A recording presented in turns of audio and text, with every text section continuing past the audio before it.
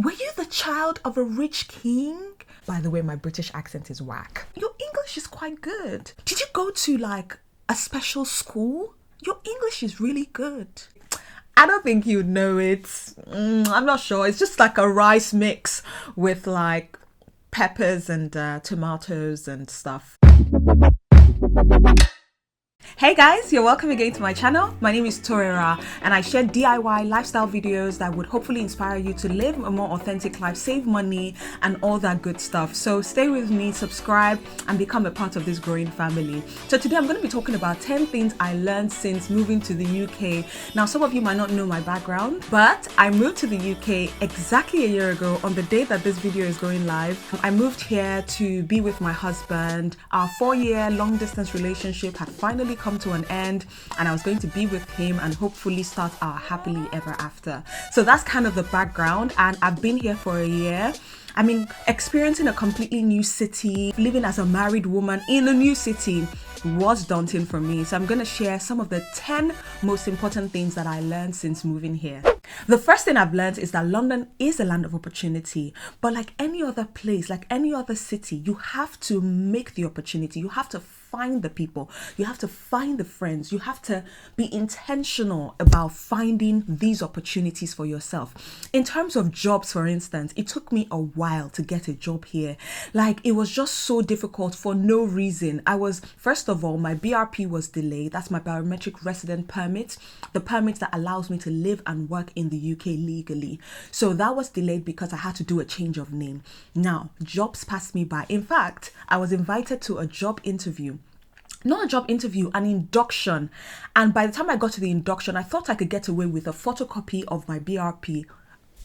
Girls, they chased my behind out of that place. It was so, like, one of my most embarrassing experiences. I cried all the way from the elevator down and I went to do some shopping at Zara. Honestly, that's something I'll never forget. In terms of getting jobs, people didn't want to employ me. I found that I wasn't getting employed. I wasn't getting opportunities. Why?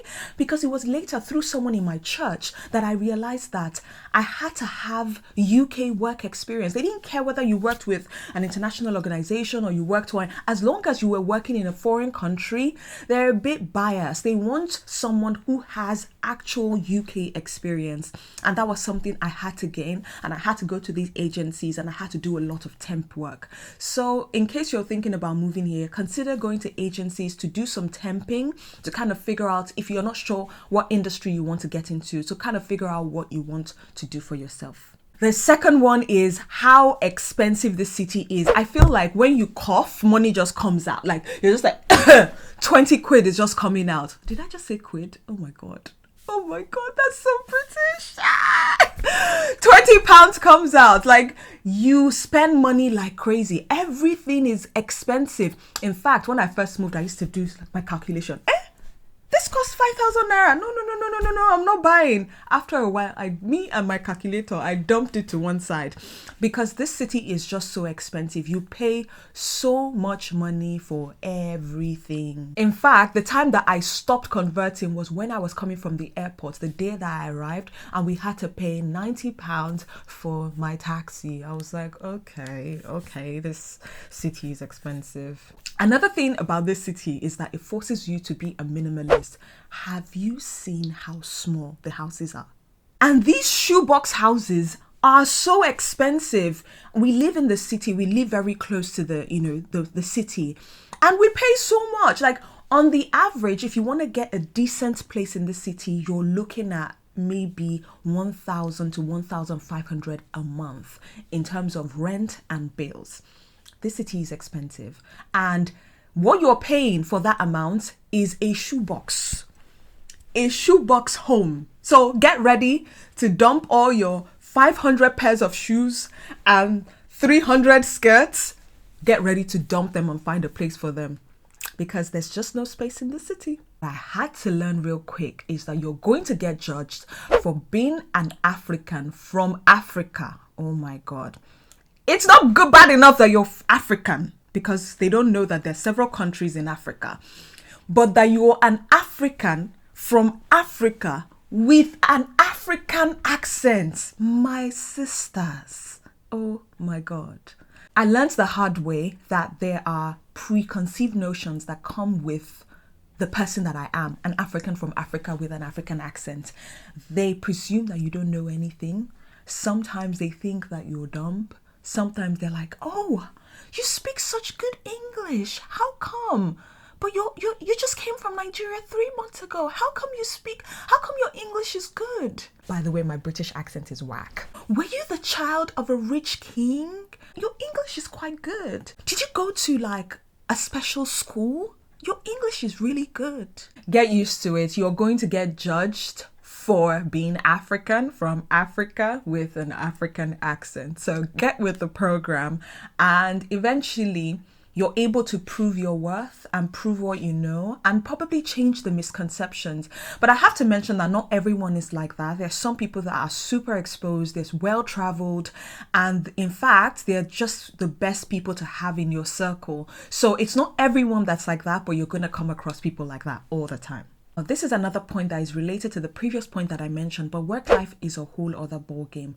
You have to pretty much prove yourself because yes, you're African coming from Africa with an African accent. So there are going to be certain misconceptions about you. I'll tell you what happened on my first job. The lady, my manager, asked me, she was like, oh, hi, Tori. Do you happen to know how to use a computer? And I was like, oh yeah, I can make an attempt. I can try. Don't get angry. Just get with the program. Work politics is unreal. You will not believe, like, if someone looks at you and says, oh, that's okay. No, don't worry about it. Be worried. Be worried. Read between the lines and keep your work and life separate. They should not join like water and oil.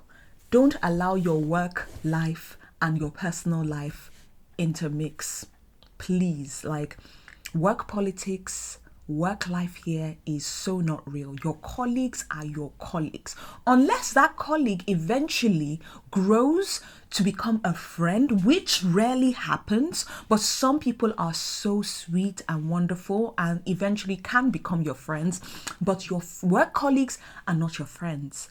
It's just the way the game is. Work life is completely different. You're going to have to work really hard. A lot of offices are not going to allow phones. And I know if you're coming from Nigeria, it's a more relaxed type of work environment where your colleagues become your friends and you guys become family. It's completely different here. Another thing that I learned here is that everybody minds their business. You can be dying on the road and nobody would even look at you. I found that very hard to understand. Like, why do I have my fly down in central London and not a single person has said, Auntie, why don't you zip up your fly? Not one person came to me to say, excuse me, your fly is down. I walked through central London with my fly down. Can you imagine that? So this city, everybody minds their business, except some, or when you move up. You know, people are a lot more friendly, but everyone is so busy. They're like robots. Everyone is like going one way. No one has your time. So that's something I definitely had to learn the hard way. Another thing I learned is about following due process. Have you heard about how much British people love their queues? There will be a perfectly empty spot, but they would choose to queue. They have a passion for queuing. I'm not sure I understand it, but they love, and that's the way they are. They love their process.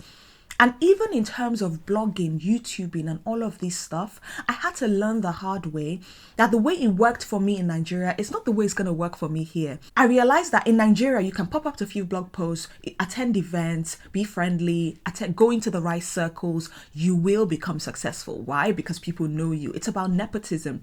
I realized that the blogging world, the YouTube world, you have to do things right. There's no half measure. There's no cutting corners. There's no, oh, because I know this person. Nope. Yes, some opportunities come through relationships, but even those relationships need to be sustained through doing the right thing and following the right process. So think about it this way. The way they love their cues is the way they love their processes. So follow the process and you'll be fine. Another thing I absolutely love and have learned is how these people don't wear their wealth. I'm very fortunate to be living in a very affluent part of London, but the not so affluent part of it, but you didn't hear that from me. Anyway, every time I come out of the house and I walk down the street, the people who come out of these massive houses that are on the street are just so simple. They are they look like regular people. They take the bus, they take the tube. They're not like anti-bus, anti-tube, anti-public transport.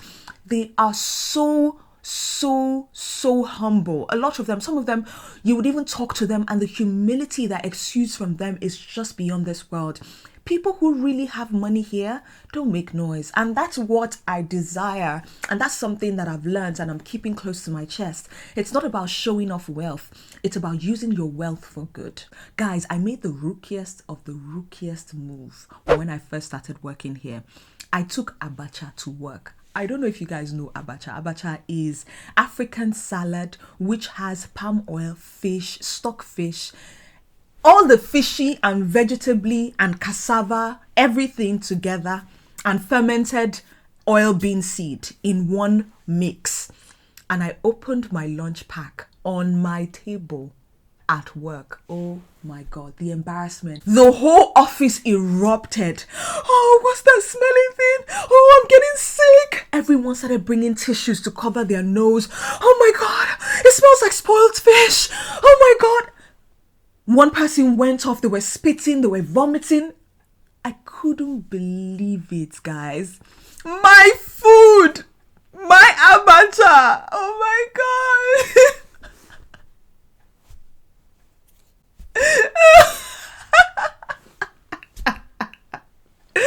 That is something I'll never forget in my life. So, food is a culture.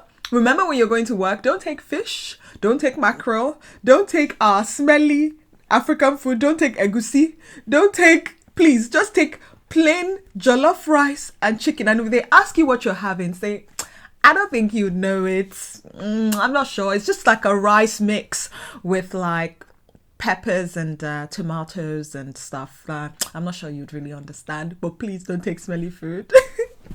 So that's it for now. I hope you enjoyed this video on the 10 things that I've learned since moving to London. And if you want more videos like this, please hit the like button and don't forget to subscribe to my channel. I love you guys so much. Leave me a comment below if you've moved to a city recently. What has been some of your experiences? I love you guys so much. Till next time, bye.